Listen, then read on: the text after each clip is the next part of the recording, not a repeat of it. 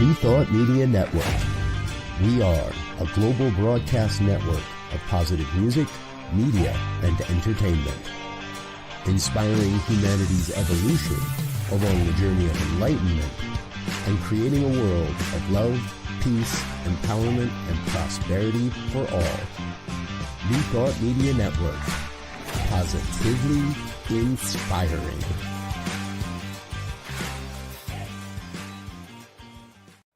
Come expand your spiritual journey. Join us for Just the Talk. Sundays, 1 p.m. to 6 p.m. Mountain Time. Experience Unity Kitchener and Ottawa. Center for Spiritual Living Midtown. Center for Spiritual Living Denver. Unity of Garden Park. New Thought Philadelphia. The Sunshine Cathedral. Unity of Savannah. And the Ohm Center for Spiritual Living. Come unleash your spiritual potential with New Thought Media Network. New Thought Media Network is excited to present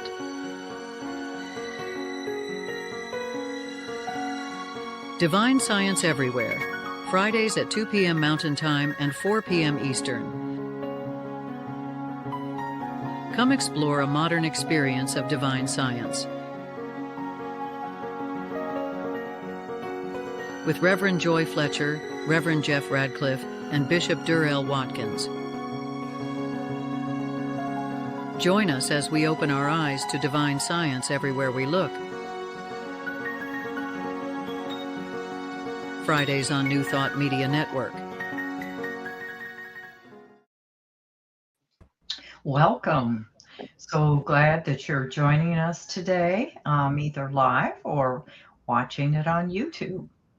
I'm Reverend Joy Fletcher, and I have a new role, a new position. I am the president of the International New Thought Alliance, as well as Divine Science Ministers Association, and a host of other things. Yes, and I love my life. Thank you. And I'm Reverend Jeff Radcliff, and if you haven't missed me the past 2 or 3 Fridays, shame on you. No, actually, we don't shame each other. But if you haven't missed me, then you haven't been watching, because I haven't been here for a while. I have got a story to tell you, and I'll be sharing it later on. In the meantime, I discovered that I can be a lot funnier than I really thought I was, so I'll be going out on the road, so be sure to tip your waitress when you see me when I come to your town. Wow, we are witnessing the effects of the manifestation, you might say, the demonstration of really good drugs. We are glad. You might not notice, it's all propped up on his pillow. He's actually in a hospital room, Jeff, and yeah. So even so, not missing the day. He's with us, so we appreciate that. I'm Durrell Watkins, the senior minister of the Sunshine Cathedral in Fort Lauderdale. I am the current president of the Divine Science Federation. I'm a member of a lot of things, and I'm really happy. I was at the conference just last week where Reverend Joy took on some more duties, some more titles in her bid to take over the world. She's got her little minions and flying monkeys all trained, but luckily she's going to use her powers for good. But she's an INTA and DMSA and a member of DSFI and has her own end of life ministry as well as wedding ministry and rituals.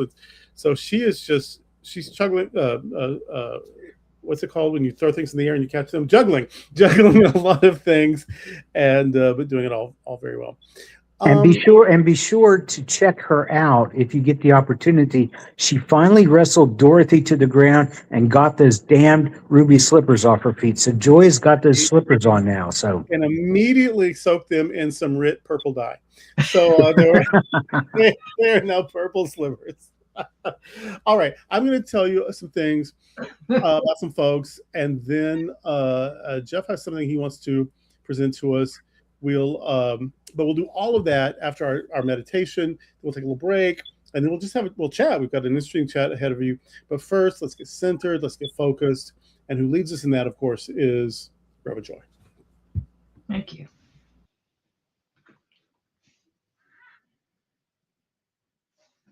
Well, that is be conscious of this moment, right here, right now. That's where the power is. Actually, power is omnipresent, the power of God. However, this moment is powerful.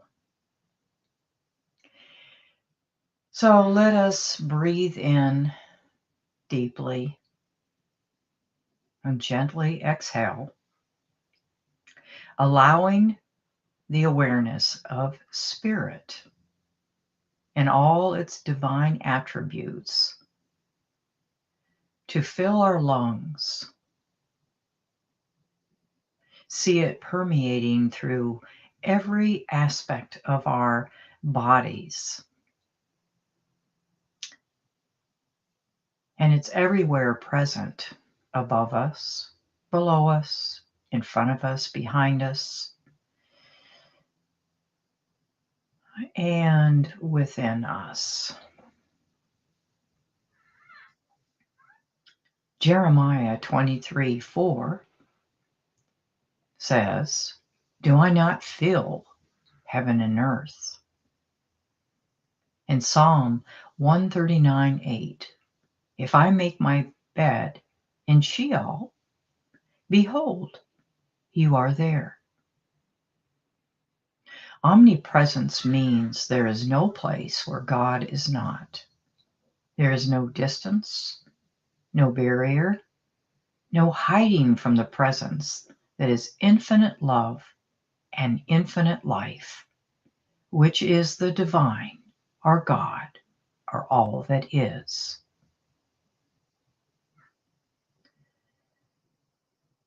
And so I accept the omnipresence of God without reserve right now.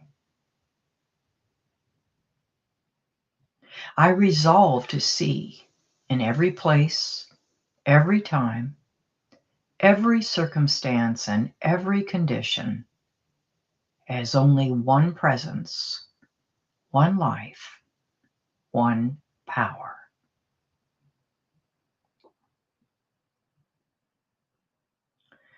I know this presence is evenly present at all times. And I choose right here in this moment to look for good only, to think of good only in every person and in everything I see. God the good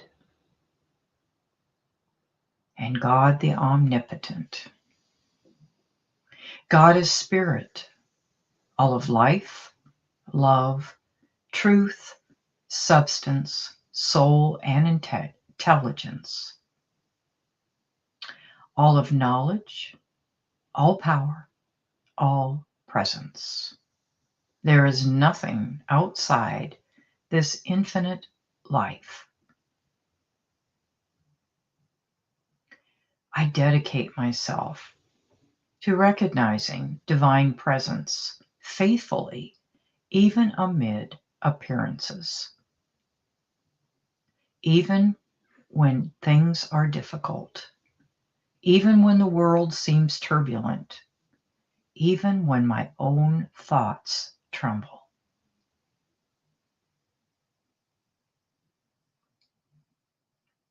I return to the knowing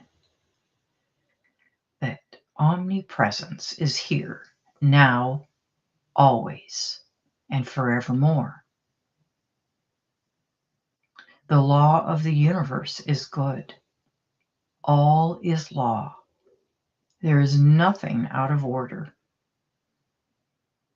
There is no lack. Nothing is left out. The law of God governs all, and I am governed by it.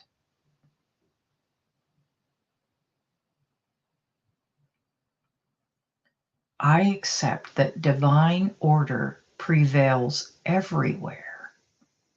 I affirm this, I declare this, I know this divine order, omnipresence. I trust that the will of good is done in the visible as well as in the invisible, in the seen and the unseen, in the known and the unknown. So I acknowledge good in all. And I resolve to look for good in every person, everything, and in every condition. Even now as I breathe, I soften my vision and open the eyes of spirit to see with love. I believe in this presence, and I rest in the sacred knowing that I am safely in omnipresence. And in this place of holy safety, I remember the words of Emmett Fox. There is no difficulty that enough love will not conquer, no disease that enough love will not heal, no door that enough love will not open, no gulf that enough love will not bridge. Love is the law. Love is the reality. Love is the answer. This love is here. This good is here. And God is here.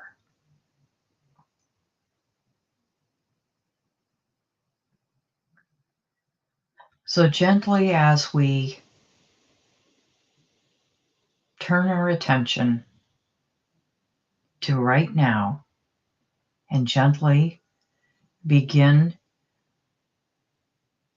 to be aware of our surroundings, we remember that omnipresence is here, good is here, I am here, you are here, and all is well. And so it is.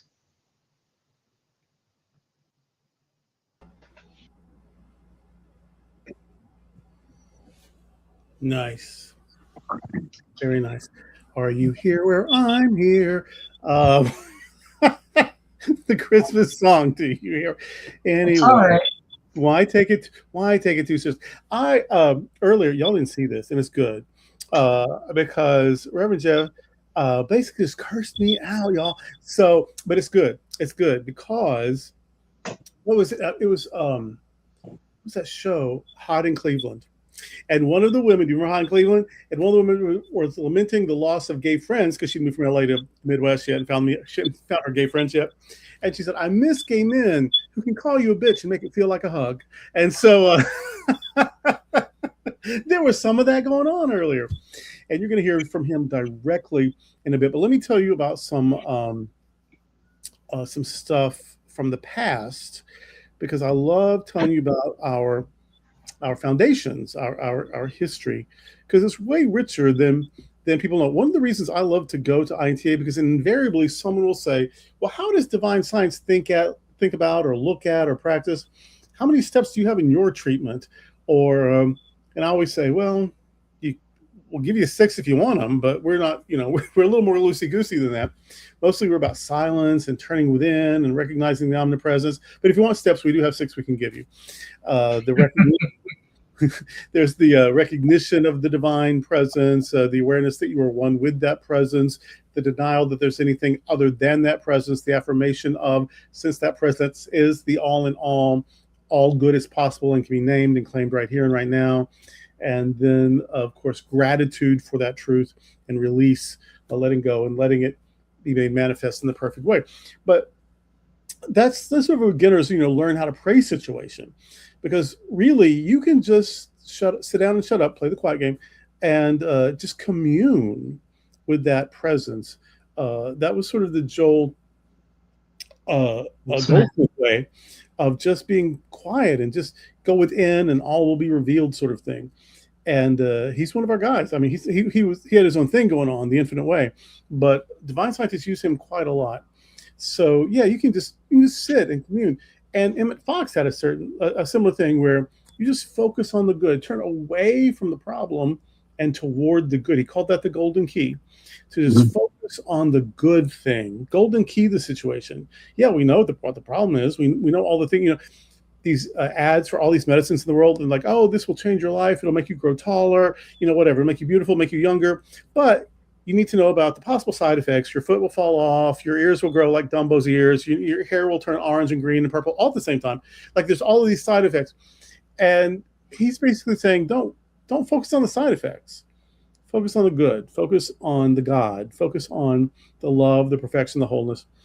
And so, yeah, we have steps if you need them. We have steps if you want them. But you can also just enter into the silence. You can also just see and seize the possibilities. I think it was Ernest Holmes. I mean, not Ernest Holmes. Norman Vincent Peale, who was actually a contemporary of Ernest Holmes and of Emmett Fox, and P.S. for that matter, the Fillmores. And he had a formula that he called picturize, prayerize, and actualize. Picturize was imagine it, and then pray it was, sort of declare that that was real in the realm of possibilities, and that was yours, nothing could keep you from it. And then actualize with, and of course, the demonstration. So we have all of that going on. And I love that people ask us, our polity, how we do things, how we run things. It's always different than the way they do. We are a lot less regimented about things. And what's the other thing they ask us? Like if we're still around, how much stuff do we have going on? And like we're around in ways different than some people around, but we are actually everywhere.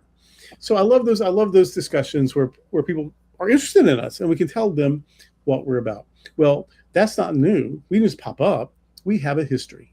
We built on a foundation. So I always like every week to share with you some of the people whose shoulders we continue to stand on and move forward. One is Ida B. Elliott, born in 1862. She lived until 1957.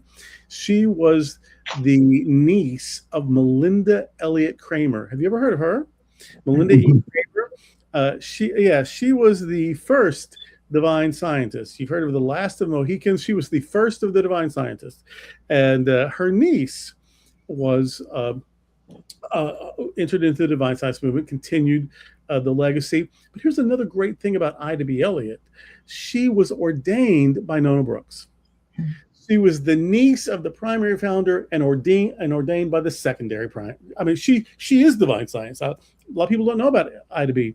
But she was the niece of Melinda and ordained by Nona. I love that so much. She had a ministry in Oakland, California, the Bay Area, and she contributed to Mind Remakes Your World, which was edited by guess who? Ernest Holmes, ordained by Agnes Gaylor, a divine scientist. And so, a divine scientist founded religious science. So here is Ida B. Elliott, niece of Melinda Kramer, ordained by Nona Brooks, contributed to a work edited by Ernest Holmes. Ida B. Elliott is everything in one person. And we don't know enough about her, but I know that, and I want you to know about that. Claudine Whitaker, she's another everything rolled up into one human. She was born in 1892. She left us in 1970. She was an Episcopal deaconess. Now, they don't have those anymore, but they have deacons, which is just clergy. But way back when, they had this order of deaconess, which was like a lay order. It wasn't quite a nun, but it was almost like a nun. And it wasn't like really clergy, but they did a lot of clergy stuff. So it was a lay order of deaconesses. They don't have that anymore. Now, be a nun or be a deacon. You got to make a choice. But in those days, and it was based off a lot of New Testament ministries for women. So the Episcopal, she was an Episcopal deaconess who then became a divine science minister and then also a religious science minister. A lot of unity, divine science and religious science start as one and move on to the other. There's quite a lot of that even still. Claudine Whitaker, in the early parts, the first 2/3 of the 20th century, she was right up there in that. An Episcopal deaconess, a divine science minister, and a religious science minister. She founded a church in Chicago, which she led from 1943 to 1969. And for much of that time, she taught summer courses in divine science in Colorado. Thomas Troward, 1847 to 1916. He was a judge in British India when it was still under imperial control, and he was a New Thought pioneer. Troward influenced such thinkers as Emmett Fox and Ernest Holmes, and Troward believed that belief in limitation is the one and only thing that causes limitation. Well, that's enough. That's enough for our heroes and our founders. Before we take a break, though, we have another thing to offer. There is sort of reflection, I guess, that Reverend Jeff wants to share with us. So, go ahead. Well, this could get quite lengthy. Are you sure you don't want to do the break first? Because I haven't scripted this in any way, shape, or form, and I don't know how long it's going to last. Oh wow, yeah, we better take a fill your drink and go to the bathroom break then. Yeah, let's do that. No, stay here because you got to see the commercial because we want you to know about New Thought Media Network and all the great stuff going on. So anyway, whatever you do with this time, we're going to take a break and remind you that we are Divine Science Everywhere, and this is the New Thought Media Network.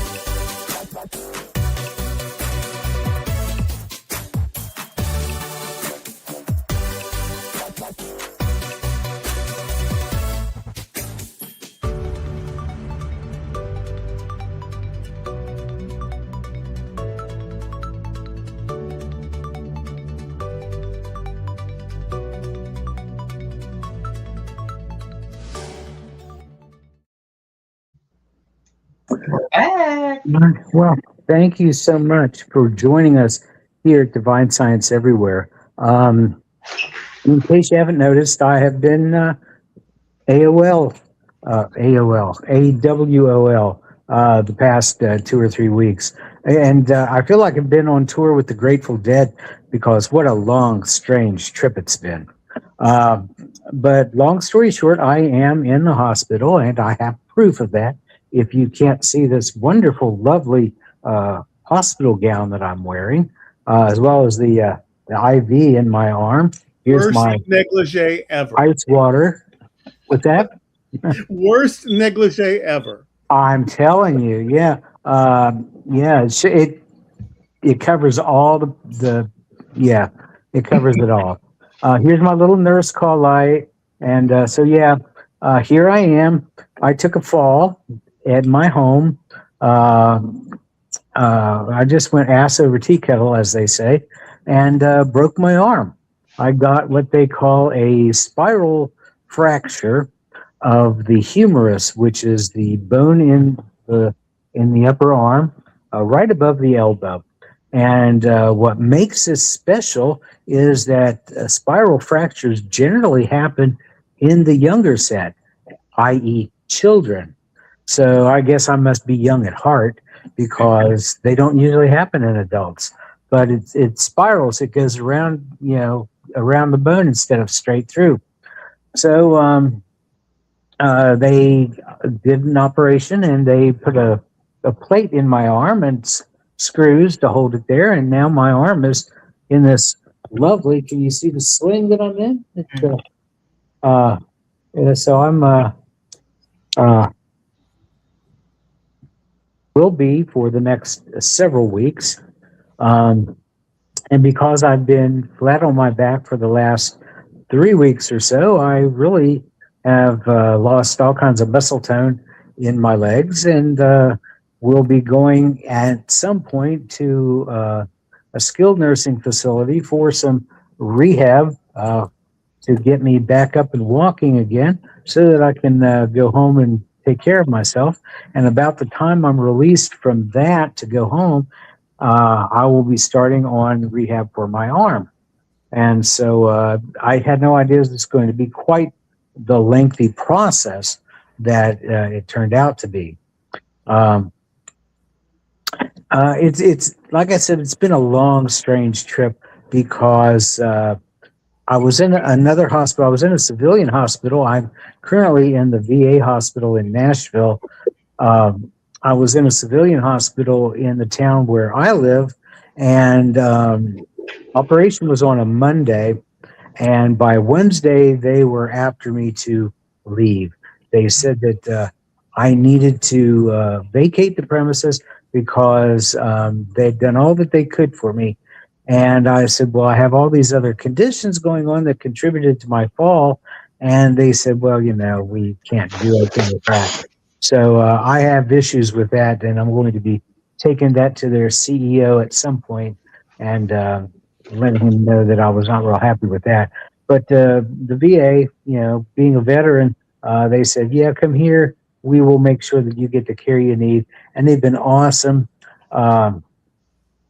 It's been, like I said, it's been a wild trip because the social worker here has put out feelers to find different placements for me. And we thought we had one back home in the town where I live, and had been prepared to go for a couple of days. Yesterday, they were supposed to take me, and I was supposed to leave. And right at the last minute, the very last minute, they called up and said, we don't think we're going to be able to take him. And they gave the most dopiest reason ever. But so that fell through, and so we're looking for other places, and we think we might have found one. So I know with you that there's a right and perfect place for you. There is. It's interesting because I've had very few people until today when I just spilled the beans about everything. Most people did not know I was in the hospital. I've kept it rather quiet. Only a core member of what I call my inner circle knew about it because I didn't want people to worry about me. Didn't want people to go, oh my God, whatever.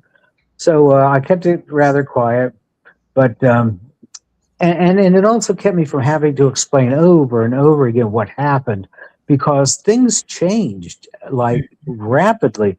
They find a placement for me, and then I'd mention it to someone, and then, oh no, well that one fell through. And then there'd be the weirdest reason or whatever. And then the next day, bright and early, something else would happen. So it was just easier to do it that way. But one of the most bizarre things that took place when I was at the other hospital was they were getting ready to discharge me, and I was getting ready to come down here. Now, keep in mind, I was at home on a Thursday when I fell, and I had taken the dog out. And now, those of you who know Lily Rose, she's a 9-pound Pomeranian. And normally she follows behind me. Sometimes she goes in front to lead the way, but normally she goes behind me because I'm afraid I'm going to step on her. And luckily she was behind me when I fell because she doesn't like it when I step on her or anything. But I started to go down, and I only had on my boxer shorts and a t-shirt. So that's what the guys, with the EMS crew took me to the hospital in. So they're getting ready to discharge me. They put the t-shirt on me, and then they're looking around and like, well, dude, I'm sorry, we lost your boxers. And I'm like, what? And they said, well, that's okay. We'll just cover you up with this sheet, and you'll be okay until you get to the other place. And I'm like, look, you cannot send me out of here with just a t-shirt. And they said, well, you'll be covered up with the sheet. And I'm like, you cannot send me out of here looking like Winnie the frickin' Pooh. All right? I mean, thank you, God, that I still can keep my sense of humor about this, because that was just the most dumb thing I'd ever heard of. So they said, well, fine, we'll put you back in the gown. So that's what they did. So it was just a comedy of errors from the very beginning. So what principles do you believe that our teachings helped you to get? That's the funny thing is we know that if we were to kind of sort of anthropomorphize deity, like a lot of Christians would say that we were made in the image and likeness of God, which we are basically, kind of, sort of. But in actuality, what we teach is that we are one with Spirit, or we are one with God. And God, as we understand God, is the creative principle. God is creator. God is the creative process, and God is also the creation. That is how we can be one with that. And so I got to thinking about that, because creation comes from our mental activity, from our thoughts, from our belief systems. And so I'm sitting here and I'm thinking, well, what's going on in my consciousness to make me think this? And that in itself is duality thinking, to a point, because it kind of separates our real life, so to speak, from our spiritual life. And you can't do that, because it's all the same thing, because it's all God. Ernest Holmes said that, after a while, you have to stop with the theory. You can only learn so much of this stuff, and then you have to just throw the book out the window and start living it. Well, and if Bishop Robert or Bishop Durrell can put up on the screen what's the information needed for the DSFI lesson of the day, that would be helpful, because I get these in the email, and they're free, so you can request this to be put on the mailing list. A few days ago, there was a lesson which played on that, with this whole topic of spirituality, our spiritual life, and our mundane everyday life. And it came from Emmett Fox. And I'm going to read to you what that lesson was. From Emmett Fox, he said, many people would like to attend what they call an advanced class in metaphysics. But what could an advanced course include that would not be in the ordinary lessons? The usual metaphysical classes teach that God is the only power, that evil is insubstantial, that we form our own destiny by our thoughts and our beliefs, that conditions do not matter when we pray, that time and space and matter are human illusions, that there's a solution to every problem, and that we are children of God, and God is perfect good, and that Jesus Christ is the one who taught the full truth about God and actually demonstrated it. And he goes on to say, once the student has obtained a correct intellectual comprehension of these facts and digested them, at least partially, the only thing that remains is to develop understanding by demonstrating them in practice. So we see that the real advanced course is in the one we give ourselves by demonstrating over the practical problems of everyday life. And he gave an affirmation, I live each day practicing my understanding of truth. And so that is what I have been doing these past couple of weeks. I've studied this, I've studied New Thought for several years, sometimes imperfectly, like we all do, but I have tried and strived to live it to the best of my ability. And what better place to do it than when you're laid up in the hospital? You don't have anything else to do but heal.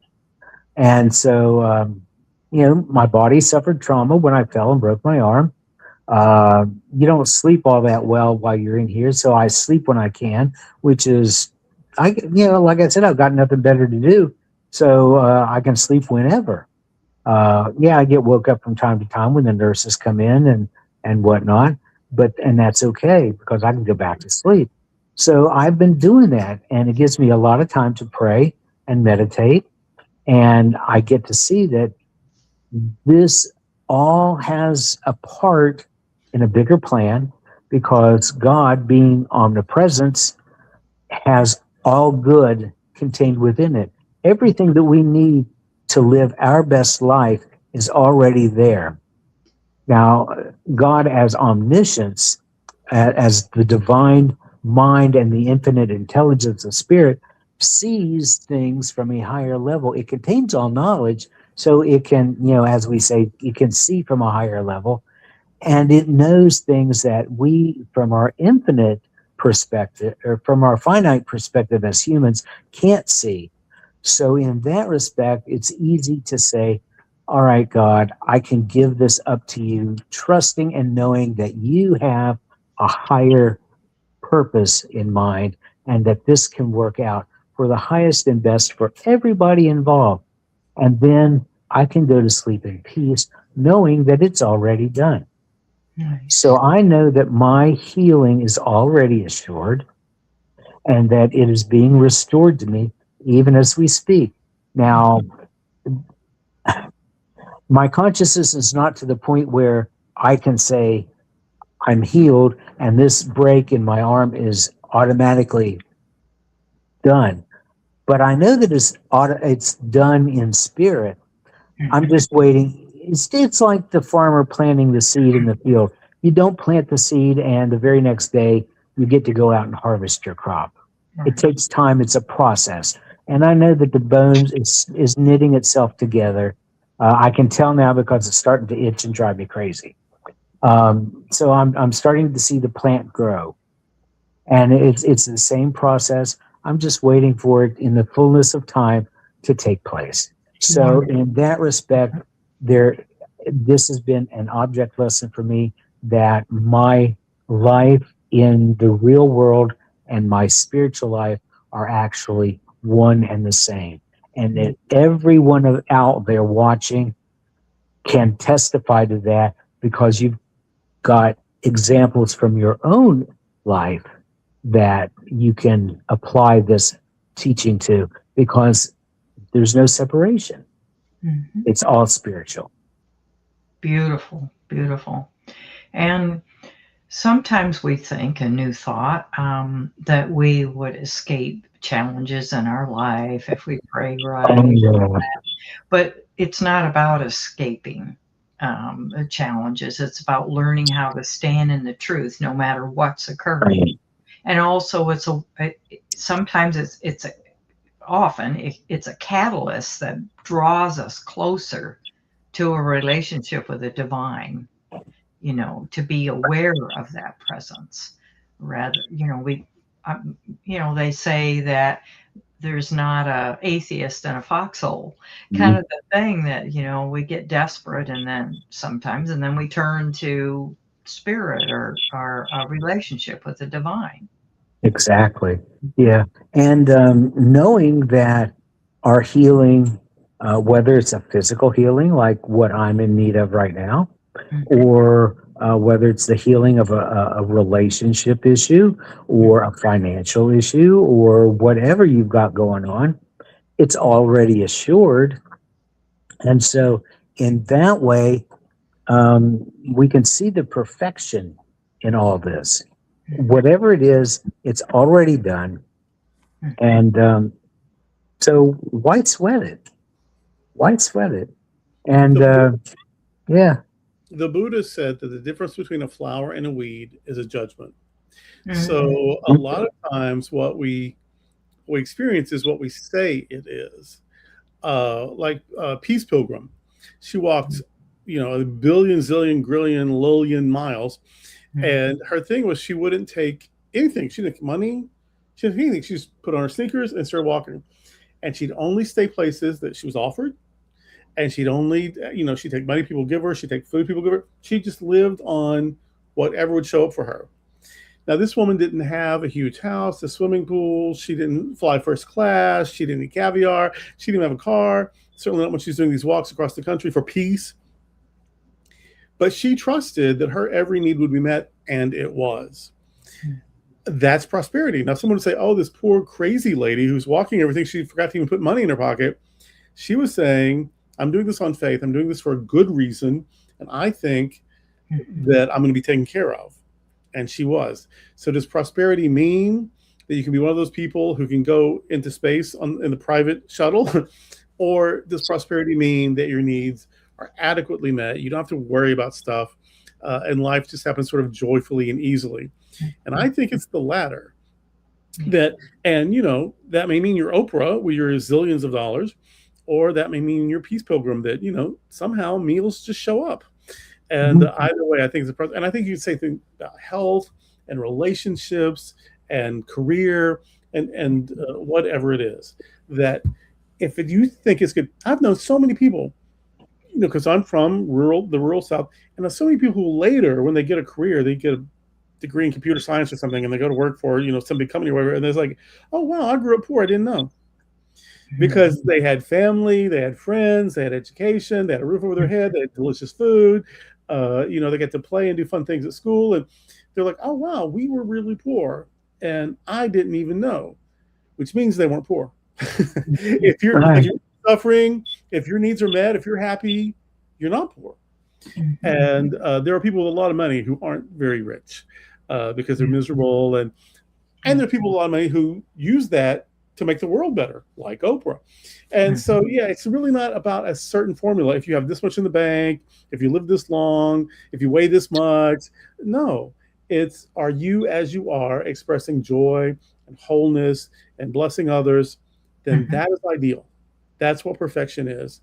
And if we'll stop judging ourselves for not, looking like a supermodel or having Oprah's money or, not becoming the president of the board or whatever, if we will stop judging ourselves and just see like how really good life has been to us, then how we judge that experience will be very, very different.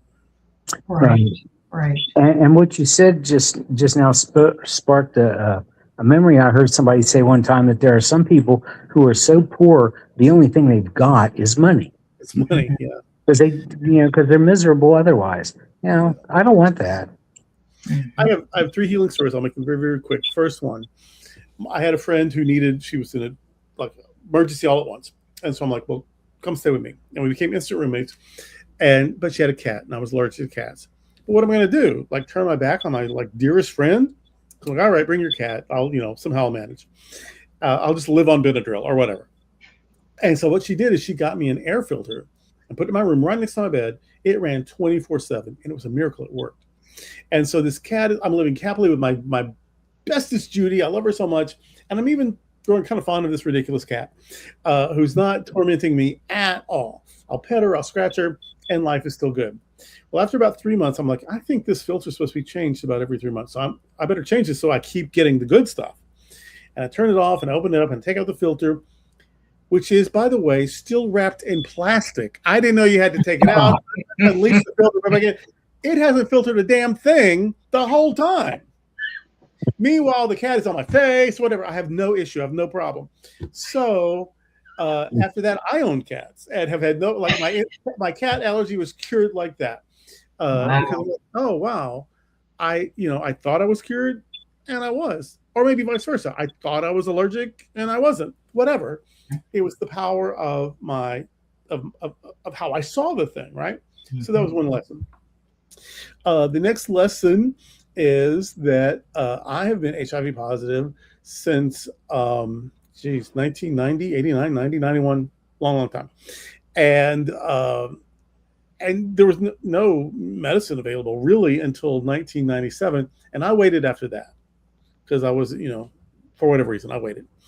And I finally took it because I said, if my CD4 cells, your immune cells, your fighter cells, if they get below 200 and my viral load gets above 30,000, I'll go on meds. Well, my viral load had gotten down to 112. I mean, my T cells had gone down, CD4 cells had gone down to 112, but my viral load had never gone above 20,000. So somehow these few little T cells I had were the hardest working T cells in human history because they were keeping the viral load super, low without medicine. So I finally decided that I would go on the meds, and then instantly the T cells went up and the viral load went away, and I have been living healthy without any opportunistic infections for 30 whatever years now, 33 years I think it is. And so, but I take my meds. I never miss. I get my blood draws 4 times a year. I mean, whatever. But a religious science friend is the one who sort of helped me get my head around that because he was HIV positive. And he was getting sicker and sicker. And he said, but I'm a metaphysician. I should be able to cure this. I'm thinking right, and I'm affirming, and I'm knowing, and God is everywhere, blah, blah, blah. Meanwhile, I weigh 87 pounds or whatever. And so he finally said, well, I'll take the medicine. Maybe it's okay. God's in the medicine. If God is everything, then God is this medicine. I'll take it. His health turned around immediately. Wow. And this guy who you would know he'd never had a cold is the one telling me this story. And so I went on the meds, and sure enough, I have had a wonderful life, not without medication, with medication, but sometimes what we call truth or faith is stubbornness, because God can do something a zillion different ways, and we're saying it has to be done this way or I won't take it. Well, that's your choice. But if God is everything, God's the medicine, God's the surgery, God's the hypnosis, God's the lucky charm. I mean, whatever. It's all God. And so whatever works is what works. And then my third healing story, I was born with spinal birth defects, and I've never worn a brace, and I've never had spinal surgery. I do have other things to help, with pain or flexibility or whatever, again, medical. But I found eventually the perfect medical person for it. And I will live months at a time without pain, certainly weeks, and sometimes months at a time without pain. Still no surgery, no brace. I'm willing to do those things. I just haven't had to yet. And so I honestly think it's divine wisdom that has given this person the skill to help me to live the way I live. I think it was divine wisdom that led me to him. I could have said, why doesn't God just straighten up my spine and fix my vertebra and blah, blah, blah. Well, maybe God will one day. Maybe I will have the consciousness where God in through and as me will do that. Until then, God has led me to this person who has made my life just a complete joy. I think all three of these are healing stories. I still, if you took an x-ray, look like I have spinal birth defects. I still, if you tested my antibodies, have the antibodies for HIV. I don't apparently have any sort of allergy to cats. But despite the test, that's just information. My experience is, one way or another, a happy, vibrant life. So I really, really think that we sometimes limit ourselves by saying, oh, and I've known people, I've done funerals of people who said, I'm not going to cheat. I'm just going to do it in consciousness and thought. And I've actually done their funerals. And I don't think that's because the divine science or the unity or the religious science or the metaphysics doesn't work. I think it's because we say it has to work this way. And it can work a grillion ways. And if we'll let it, then there it is. And I think sometimes going into the invisible is a form of healing too, but that could be another conversation. It's not a failure as far as I'm concerned. Exactly. Well, I will say that I've got other conditions that needed attention, including now it's not been a secret. I've not made this a secret. A couple of years ago, I had my gallbladder out and still had problems with that, and I've got a drain going into to clear my bile duct because I've got had injured, one of the gallstones had injured the inside of my bile duct, and the body tries to heal itself. And in this particular instance, it went overboard with trying to heal that tear, and it kind of made a kind of like a little mass, almost like a cyst or something that actually blocked the duct, which needed that drain to go through. And the doctor that put that drain in eventually said, well, we're going to have to take that out. I mean, I could conceivably live with it for the rest of my life, but it's inconvenient as hell.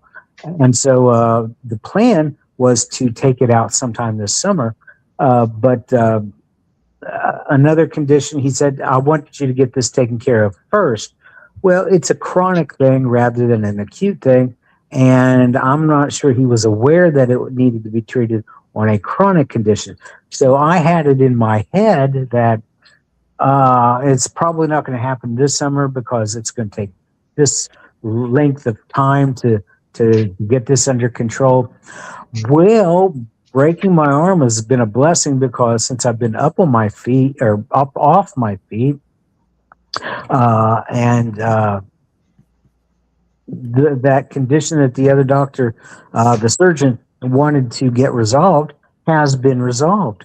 So there's really no reason for that surgery not to take place, except that now I've got to go through the process of the physical therapy to get me back up on my feet and walking again, and then get the physical therapy on my arm done. After that, we can go in there and get that mass out, pull the drain out, and then take the drain out of my side, and I'll be good as new after that. So that's a blessing that I didn't see coming.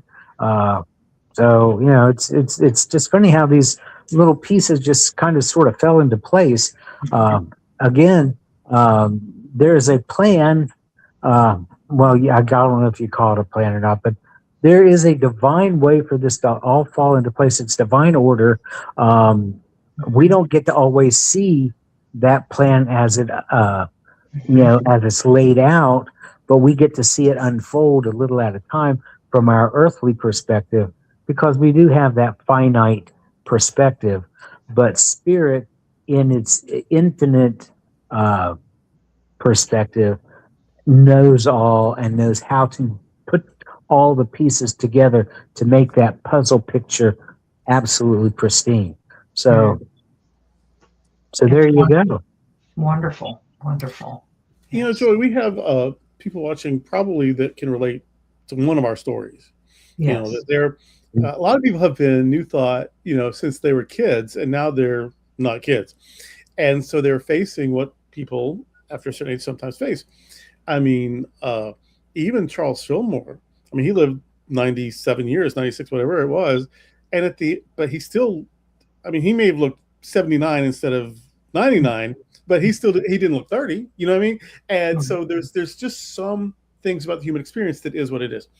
And but he seemed to have a lot of vigor and clear mind, and all of that. And so sometimes they think, well, why am I leaning on this cane, or why am I taking this medicine? And I just think Louise Hay used to call it New Age guilt. And like sometimes we beat ourselves up because we're not the cast of Bewitched. And but Bill Marcioni actually brilliantly spoke about this at Unity last week, where he talked about what happens when sometimes things suck. Yes. And he said, you go through it. We have the tools to go through it. This is an experience, like a nightmare. Yes. Or a silly dream. Sometimes the dream is silly, sometimes it's scary, but it's just an experience, and it's not forever.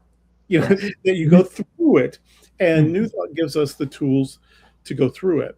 Yes. So if you're facing whatever the difficulty is, even if you're just worried about what's happening on the world stage, because that impacts all of us, or if you're worried about a loved one, or your health is challenging, or your finances are challenging, or your relationship is rocky, or whatever. And whether you're 25 and you're just working it all out, or if you're 95, whatever the situation is, the truth remains that there's one presence and one power. Yes. And that it expresses in, through, and as us. And the rain falls on the just and the unjust. But we do have these tools that connects us to this power of love that sustains us and motivates us and pulls us through these difficult times and into better times, into the vision of the wholeness that we said we want, that we had. And this really, really, really what is true. So if whoever's out there who's having an issue, I want us to, we have a little bit of time, not very much, don't get crazy, but we have a little bit of time. So let's just take a moment just to see whoever, and we don't have to know what your face is or what your name is. We're just going to see everyone who's experiencing this moment together. We're just going to see you as okay, as happy, as content, as rising above your anxiety. Yesterday, Thursday, was Ascension, the Feast of the Ascension in the Christian Church. And on Sunday, like if you didn't do that, you can do it on Sunday. It's called Ascension Sunday. And I'm just knowing that we're all ascending. We're rising above our limitations, our fears, our anxieties, the illusions that told us that we were less than we were, or that a situation was hopeless. We are ascending above that into the heavenly state. of wisdom and love and wholeness and perfection. And so let's just take a moment to remember our truth. Mhm. Remember what's true of us is true of everyone. Yes. Those who are watching, those who have whatever they have going on in their life, those are experiences. That's a story. Mhm. And on the other side of that, there's more. There are more experiences. And there's remembrances of I'm so much more than that story indicated. Mhm. And so we're knowing health and wholeness and joy and prosperity for every single person. And we're not judging how or when that unfolds. That's right. We have no preconceived judgments of what that must look like. We just Right. know and trust and declare that all is well. Absolutely. And so Absolutely. it is. Have I not said that ye are all gods and children of the All High? Yes, that is us. That is us. We can manifest however we want, what we want. We have that ability.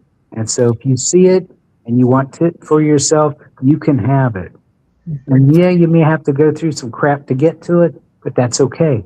There's truth and there are facts. The fact is you may be sick, you may be poor, you may have a bad relationship, but the truth behind it is you are still one with spirit, you are one with God, and you are limitless.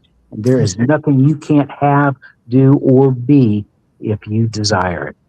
Thank And you. Reverend Joyce is going to send us on our way with a blessing in a bit. But first, I need to remind you that this is Divine Science Everywhere on the New Thought Media Network.